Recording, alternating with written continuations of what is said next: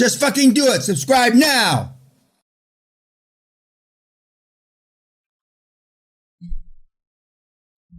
You know how President Trump talks about fake news?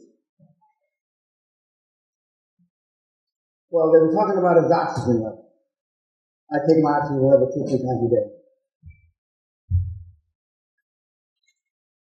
As you get older and your immune system breaks down, and I fall in that category, I'm a year older than the president, your oxygen levels or how you absorb oxygen changes because your system is breaking down slowly but surely, even with somebody like myself.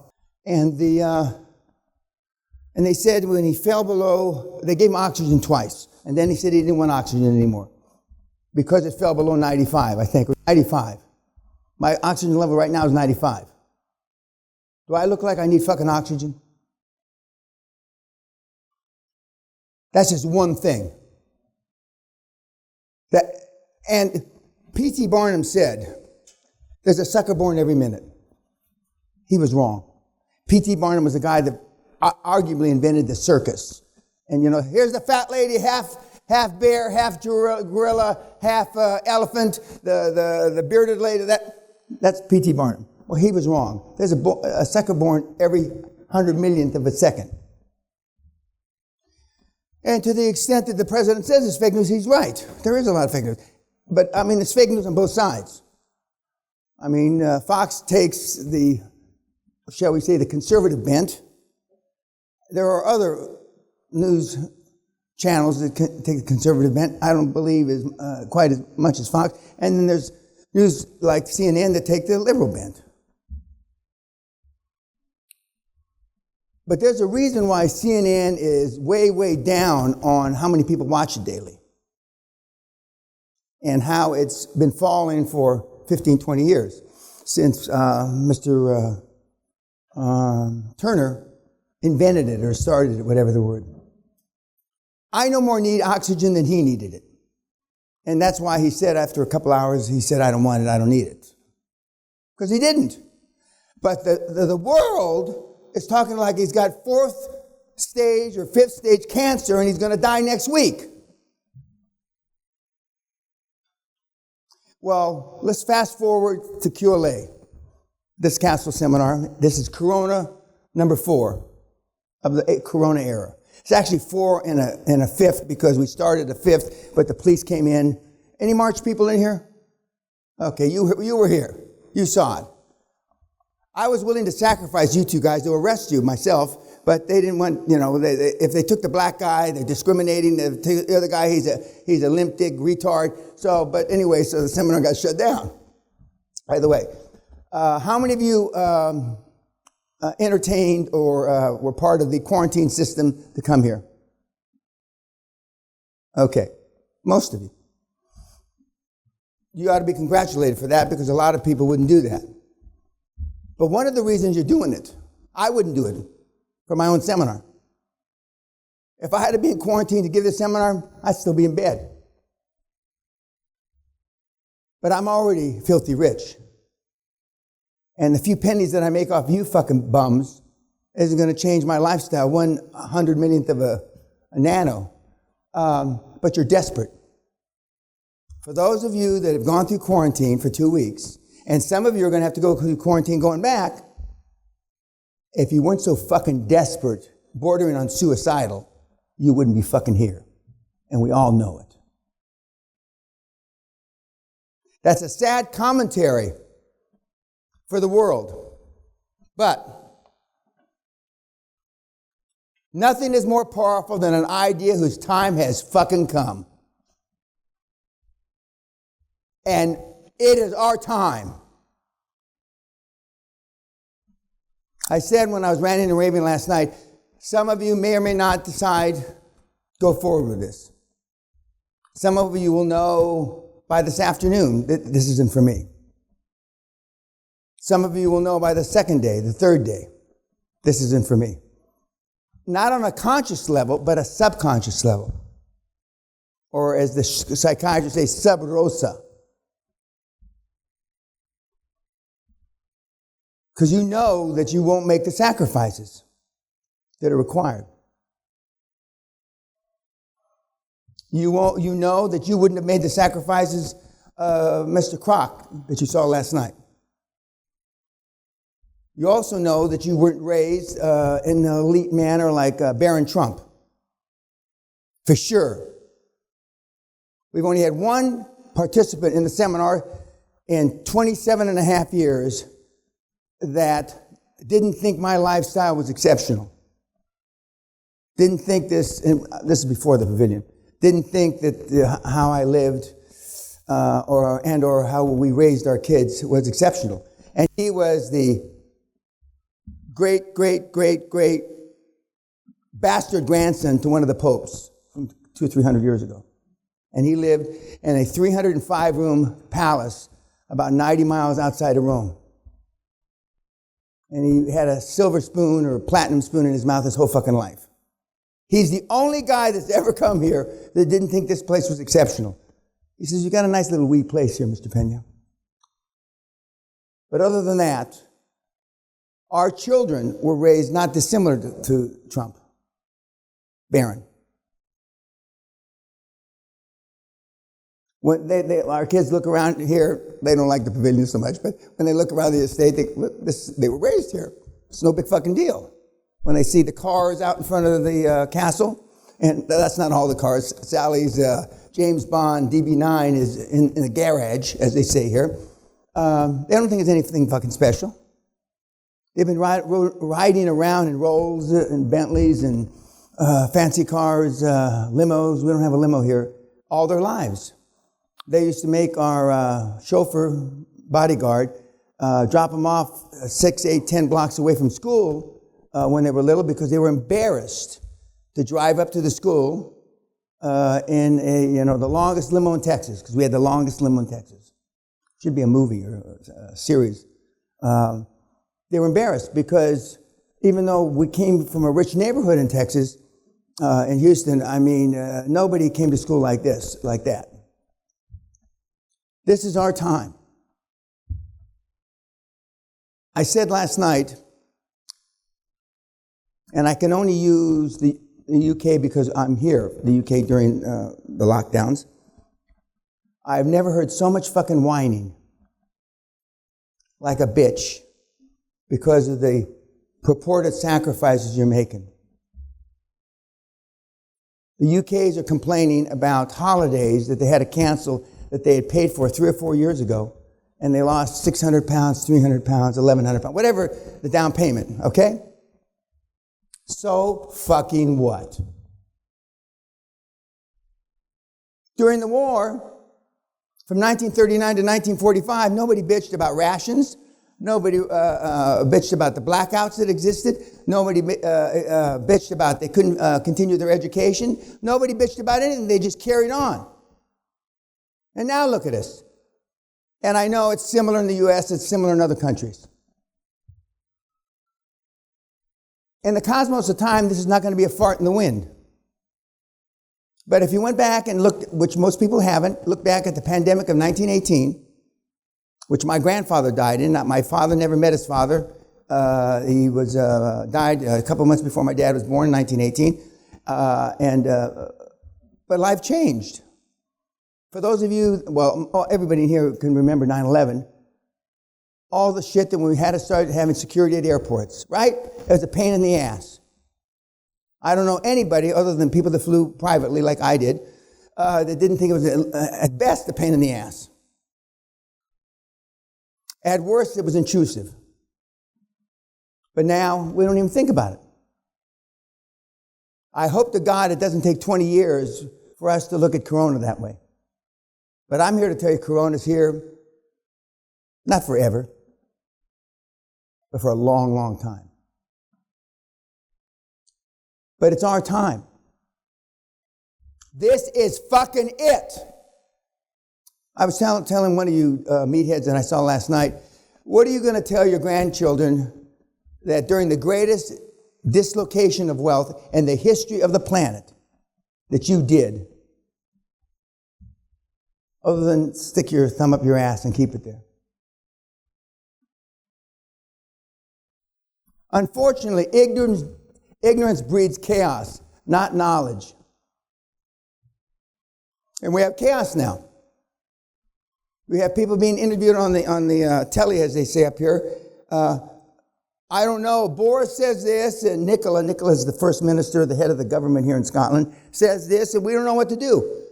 Well, if you don't know what you're doing because you're a fucking idiot and you're retarded and you can't read the website, the government websites. The government websites tell you what to do. But people are used to taking instructions from the TV presenter, the news presenter. Am I the only one that can go to the, or I don't go, full disclosure, I don't do anything. I don't read anything, I don't do anything. I just get up, like the RoboCop.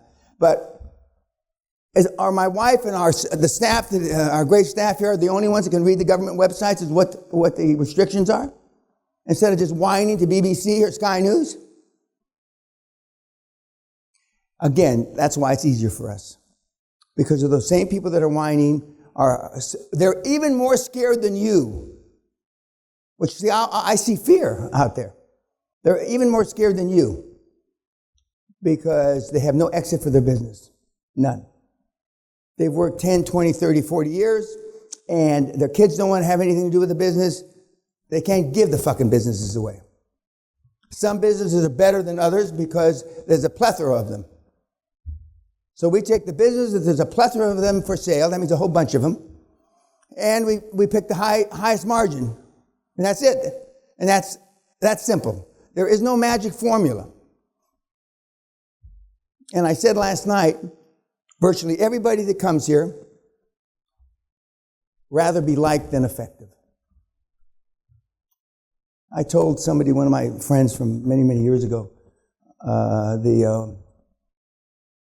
that same thing, being the kids want to be liked more or effective. And he runs a business, and he says, God Almighty, that's true. Where does that come from? Your parents. And where do they get it from? Their parents. Most of you aren't old enough in this room to have even a grandparent that was from the World War II, the greatest generation.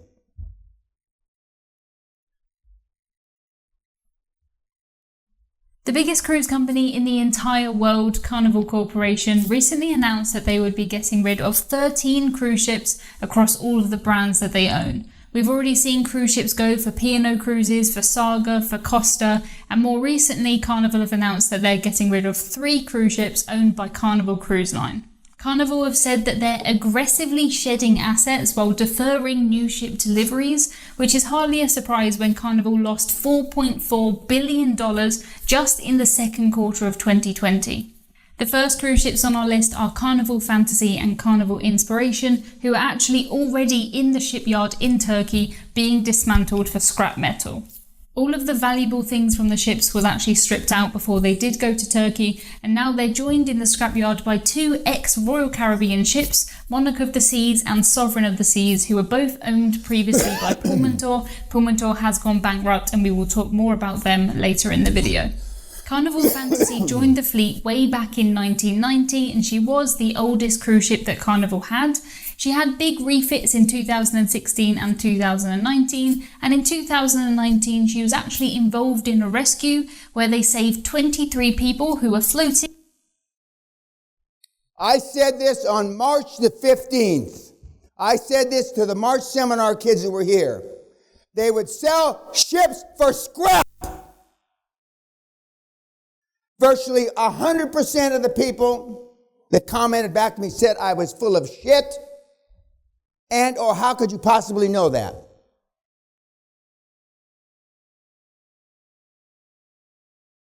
When I tell you the motherfucking sun's not coming up tomorrow, the motherfucking sun's not coming up tomorrow. You have no idea how bad it's going to get. I knew as soon as it happened. There are no algorithms for 50 years of fucking experience with world-class high-performance people. None.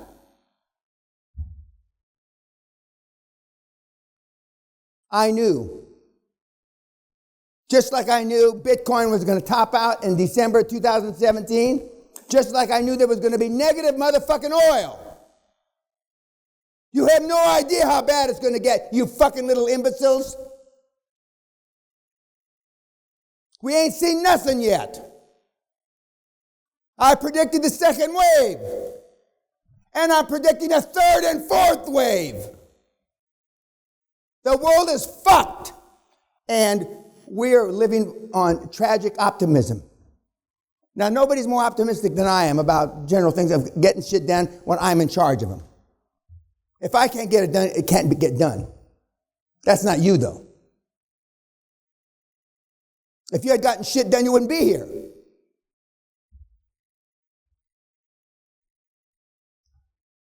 Carnival Cruise selling for, they're not the only ones, P&O, etc., for scrap. You know how much scrap is? Maybe $50 a ton.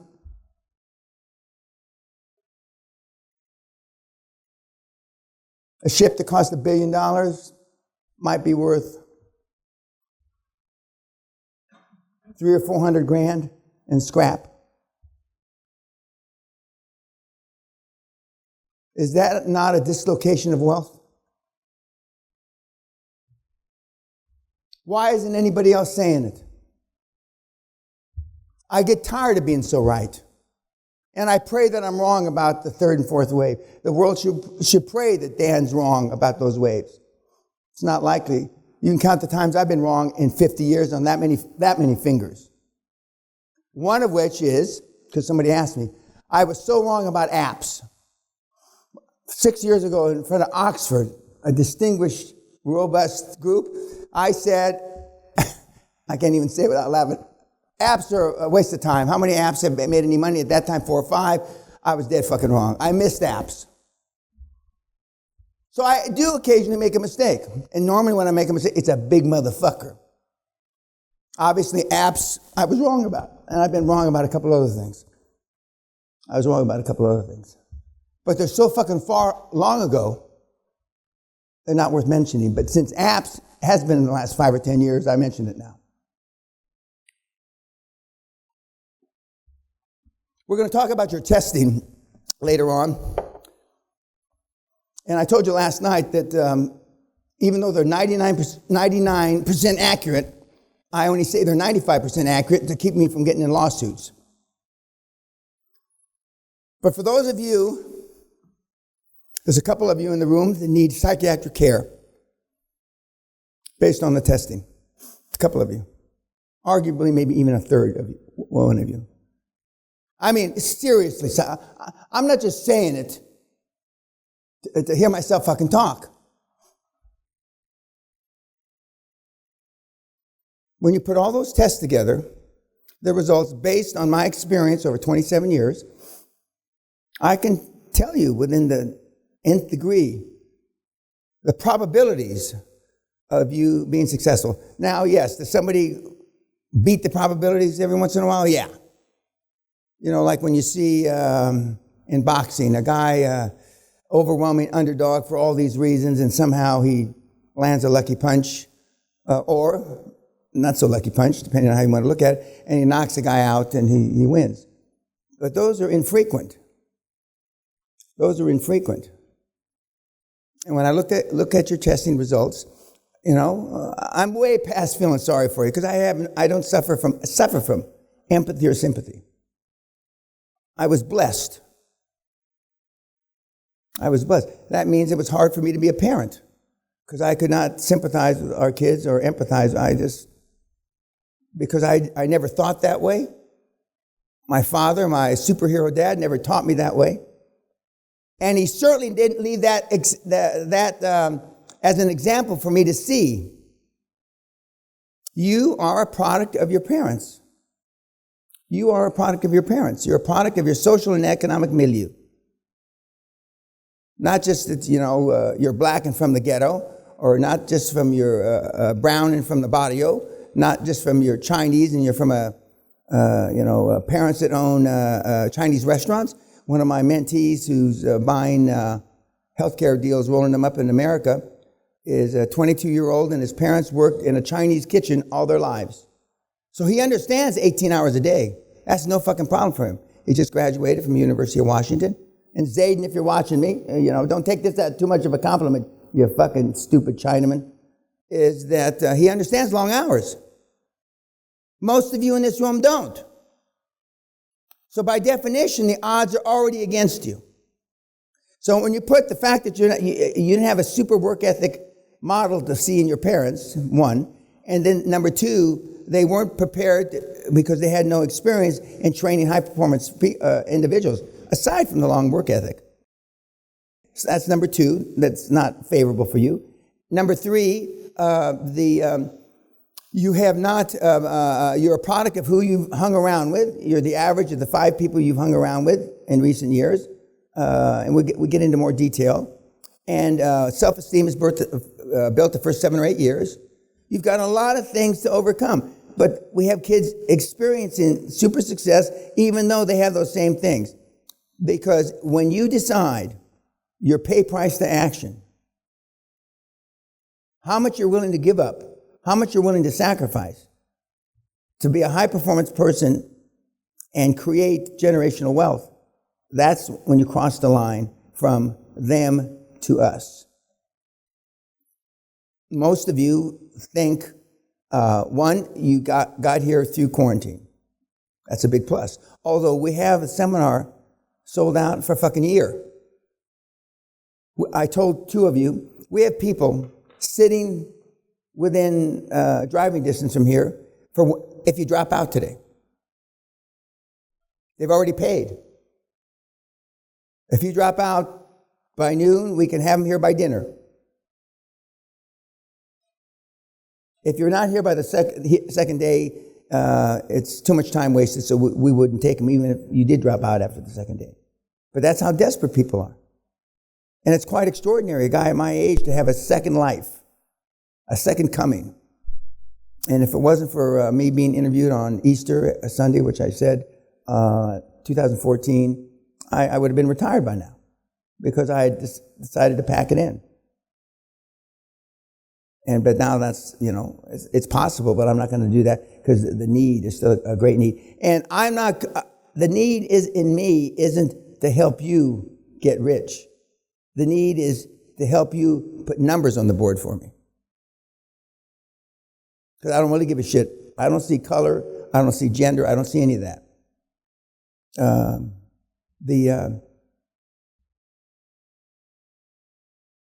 But if you don't think money can buy happiness, you don't know where to fucking shop. This all takes money, not Zen. I never paid a bill with Zen. Okay. I never heard of anybody paying a bill with Zen.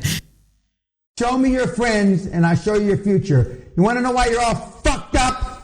Just look at the fucking bums you hang around with. One of my favorite questions to university students, and I've spoken at some of the best universities on the planet, pro bono, that's part of my pro bono. Now, people say, oh, that's part of your giving back program. No, it's not part. I don't have a giving back program. That's not why I speak at universities for free. I travel there for free. I speak for free. I don't want any fucking money. I do it because I figured out a long time ago. I started trying to talk at junior high schools back in the 90s. The kids are too young. Then I talk at high schools. The kids are too full of themselves. And then more recently, the last 5-8 years, I've talked at universities, and that's the right age to influence the future, not to give back. Not to give back. One of my favorite questions I started to say at universities is, would you want your kids, if you have kids or you're going to have kids, to be like you? Nobody raises their hand. 0. I've talked at 15, 20 universities.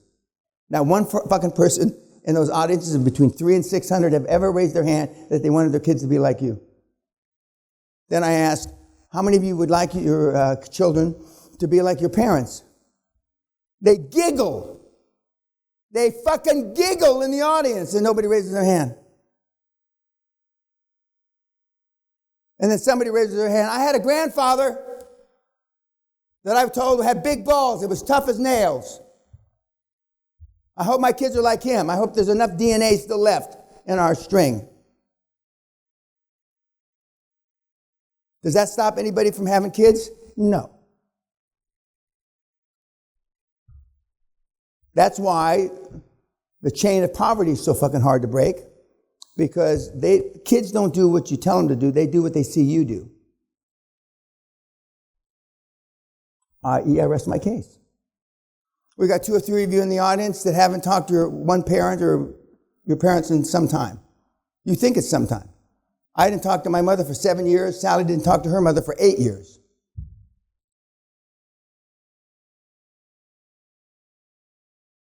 And it was during that 10-year period, that 7 years, that I made a good portion of my net worth. You think it's by accident? Those 7 years were right in the middle of those 10 years that I made most of the money I made. Now, I wouldn't say I don't want my kids to be like my parents, especially my dad, superhero. I wouldn't say that I don't want my kids to be like me, because if you met them, they're very much like me. But they're not snowflakes.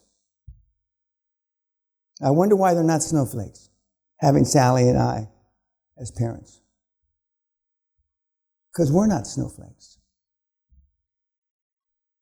And kids don't lack, kids are good, but they lack leadership. There is no leadership to speak of. Now just imagine you've got a kid that you're trying to homeschool. Now let's not use you as an example, because we'll give you the benefit of the doubt that you're smarter than the average parent. I don't believe that, but let's just, for this example, have some fun, as Sally would say. And you're trying to homeschool your kid, and you're a retard. That's why the parents are complaining, because they realize they're not capable of homeschooling their kids.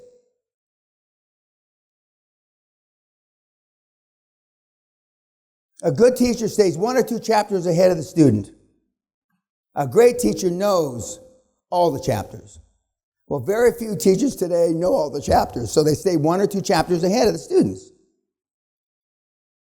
We have parents today that are just a shade above imbecile, just a shade above retard, trying to teach their kids. And that's why they're already talking about the lost generation. We never come back from that. We haven't even factored that into the numbers yet. We're fucked. But during every major event, there's been somebody that's come out the other end more wealthy than they were when it started. Why not us? Some of you will engage in self-sabotaging activities, even more than you already have in previous to you getting here, because you don't know any better. You've seen your parents engage in self-sabotaging activities. In other words, making mistakes on purpose at a subconscious level to make sure you didn't attain your goal.